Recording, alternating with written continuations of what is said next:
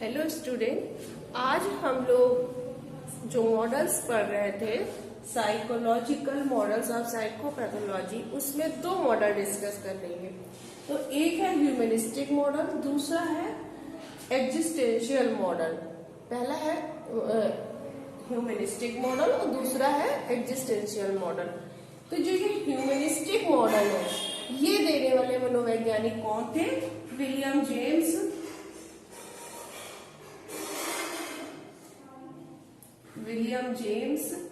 Allport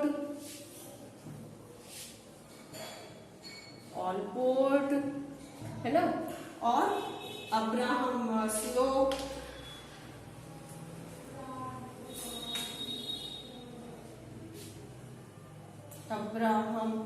Maslow और Carl Rogers.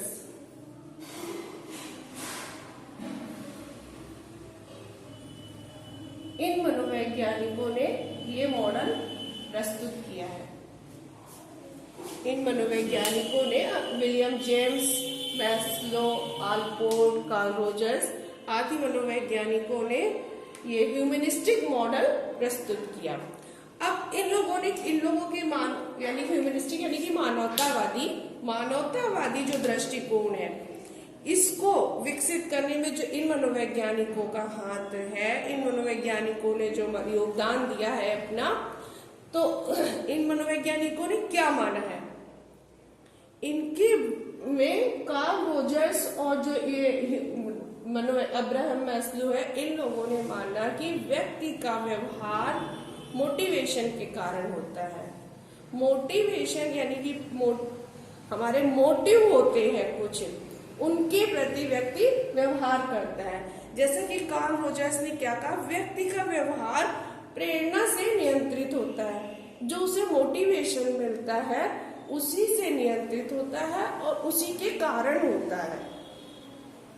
अब जिसको इन्होंने वस्तुवादी प्रवृत्ति कहा है, जो ये प्रेरणा के आधार पर हम व्यक्ति के अंदर क्या होता है, एक वस्तुवादी प्रवृत्ति होती है। इसका क्या अर्थ है कि अपने को सुरक्षित रखते हुए अपनी इच्छाओं की पूर्ति करना, सुरक्षित रखते हुए अपनी इच्छाओं को आगे बढ़ाना या अपनी आगे बढ़ने की इच्छा, कोई भी काम करने में आगे बढ़ने की जो इच्छा होती है वो हमें मोटिवेशन से ही तो मिलती है।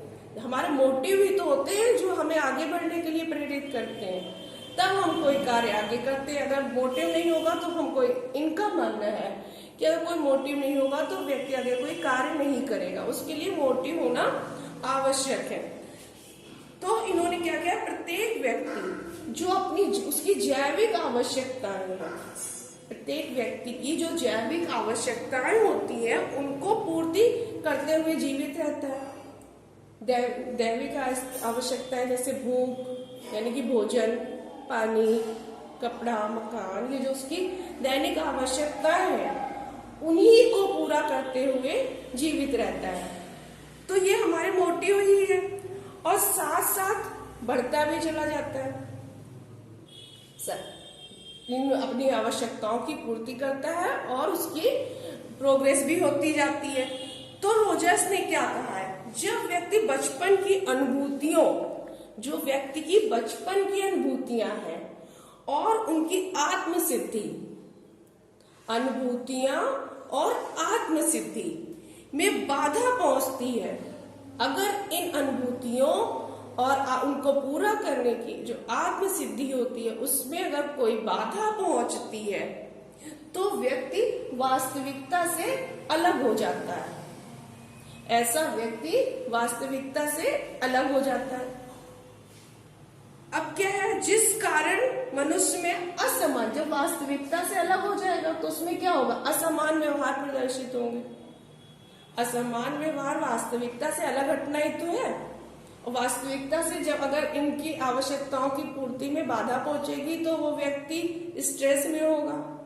स्ट्रेस के कारण वह वास्तविकता से दूर हो जाएगा और उसमें असमान व्यवहार प्रकट होने लगेंगे।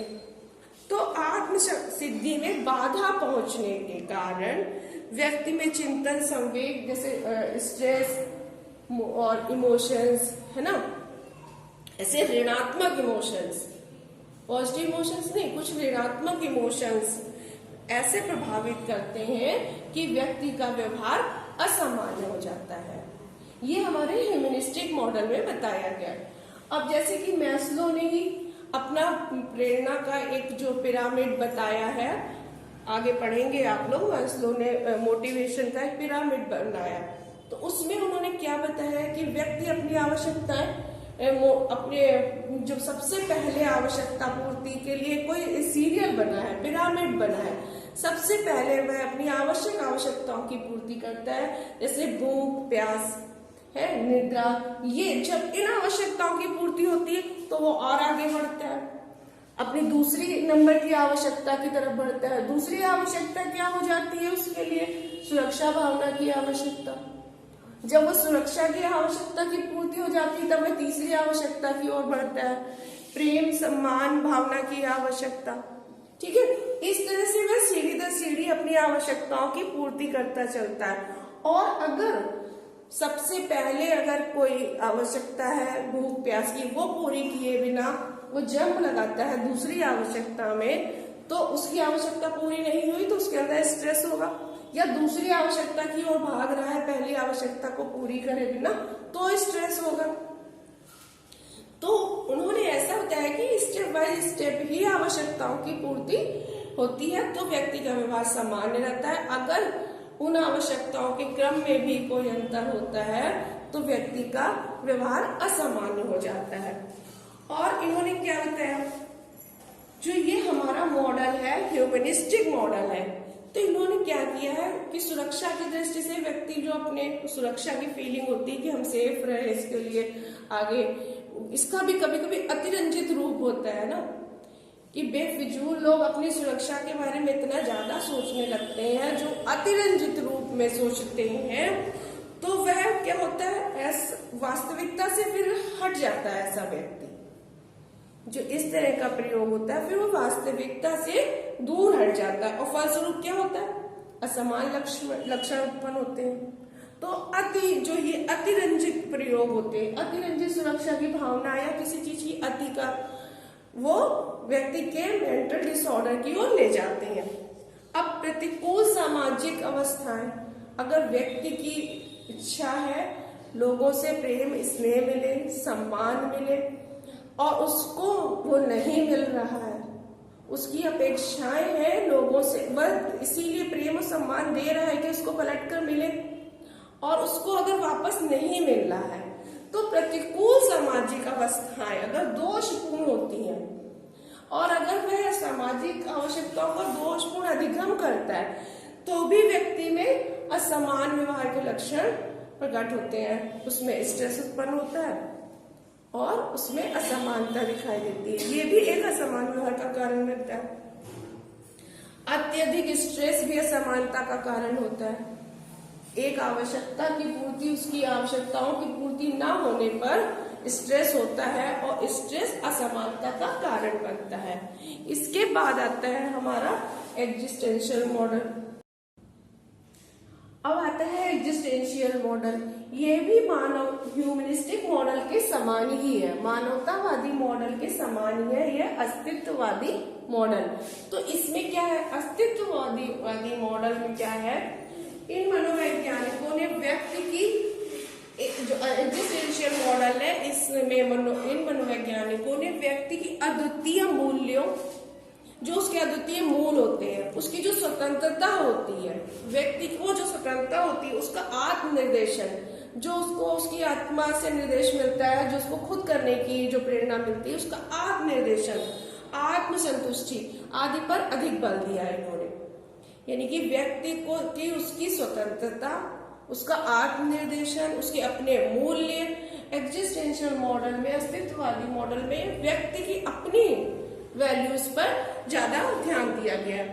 अब क्या है, यह मनोवैज्ञानिक आधुनिक विज्ञान की अपेक्षा व्यक्ति के आंतरिक अनुभवों, इसमें एग्जिस्टेंशियल मॉडल में क्या है, व्यक्ति के आंतरिक अनुभवों को अधिक महत्व देते हैं।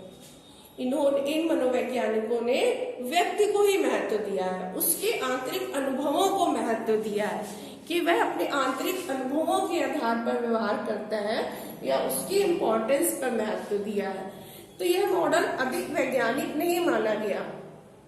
इस मॉडल को, एग्जिस्टेंशियल मॉडल को बहुत अधिक वैज्ञानिक मॉडल नहीं माना गया और इसमें व्यक्ति की वृद्धि तथा व्यक्ति का अस्तित्व, व्यक्ति की वृद्धि तथा व्यक्ति का अस्तित्व अर्थपूर्ण सामाजिक रचनात्मक जीवन के, जो सामाजिक रचनात्मक जीवन है उसके निर्माण को महत्व देते हैं। एग्जिस्टेंशियल मॉडल में व्यक्ति की आंतरिक अनुभवों को महत्व दिया गया है और सामाजिक रचनात्मक जीवन जो उसका है उसको महत्व दिया गया है। तो इन्होंने क्या कहा है, जब आंतरिक आत्म और बाह्य आत्म में, जब आंतरिक आत्म और बाह्य आत्म में समन्वय नहीं हो पाता है, एक मेल नहीं बैठ पाता है, आंतरिक अनुभव और आंतरिक आत्म और बाह्य आत्म में जब एक मेल नहीं बैठ पाता है, एक समन्वय नहीं हो पाता है, तब व्यक्ति में क्या होता है, असमानता उत्पन्न होती है। और ये मानने वाले कौन वैज्ञानिक थे, लैंग। ये एग्जिस्टेंशियल मॉडल लाने वाले कौन थे, लैंग।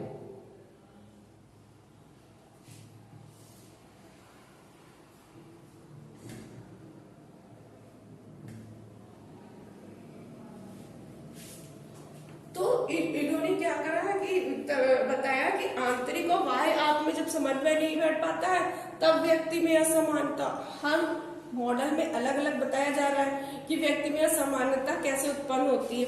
तो हर मॉडल में अलग मनोवैज्ञानिक अलग विचार लेकर आते हैं, अलग बात को कहते हैं, अलग तरह से उसका प्रस्तुतिकरण करते हैं कि व्यक्ति में असमानता किस कारण से उत्पन्न होती है। और लेकिन जब हम आगे पढ़ेंगे मेंटल डिसऑर्डर्स, तो उसमें देखेंगे इन सब का ही कुछ ना कुछ मिश्रण देखने को मिलेगा। तो उन मेंटल डिसऑर्डर्स में जो लक्षण है या जिनके कारण है, उस कारण सब मिलके ही कारण बनते हैं, तब कोई मेंटल डिसऑर्डर होता है। तो इन्होंने क्या कहा, यह समन्वय जीवन में अंतर्द्वंदात्मक परिस्थिति, जो आंतरिक आत्मा और बाह्य आत्मा में जो समन्वय नहीं बैठ पाता है, तो क्या है, तो यह समन्वय जीवन की अंतर्द्वंदात्मक परिस्थितियों या सामाजिक परिस्थितियों, अंतर्द्वंदात्मक सामाजिक परिस्थितियों है ना, जो उसके अंदर की अंतर्द्वंद है या समाज में जो अंतर्द्वंद है, अंतर्द्वंद यानी कि संघर्ष, जो उसके अंदर संघर्ष चल रहा है या जो उसके समाज में उसके भावनाओं के बीच और उसकी भावनाओं, दोनों की भावनाओं के बीच संघर्ष चल रहा है, ऐसी परिस्थितियों के कारण, इन परिस्थितियों के कारण व्यक्ति का समन्वय जो है वो टूट जाता है। उस संघर्ष के कारण व्यक्ति का समन्वय टूट जाता है और इसी कारण व्यक्ति में असमान व्यवहार उत्पन्न होते हैं। ऐसा एग्जिस्टेंशियल मॉडल मानने वाले वैज्ञानिक का कहना है। तो हर मॉडल मानने वाले वैज्ञानिक जो कि मानवतावादी जो ये ह्यूमनिस्टिक मॉडल है, इसकी जड़ें एक तरह से दर्शन शास्त्र से ही में ही है। इसकी जड़ें ये दर्शन शास्त्र से ही लिया गया है, बहुत कुछ दर्शन शास्त्र से ही मैच करता है। ये इसके साथ ही हमारा ये मॉडल कंप्लीट होता है। नेक्स्ट क्लास में नया मॉडल।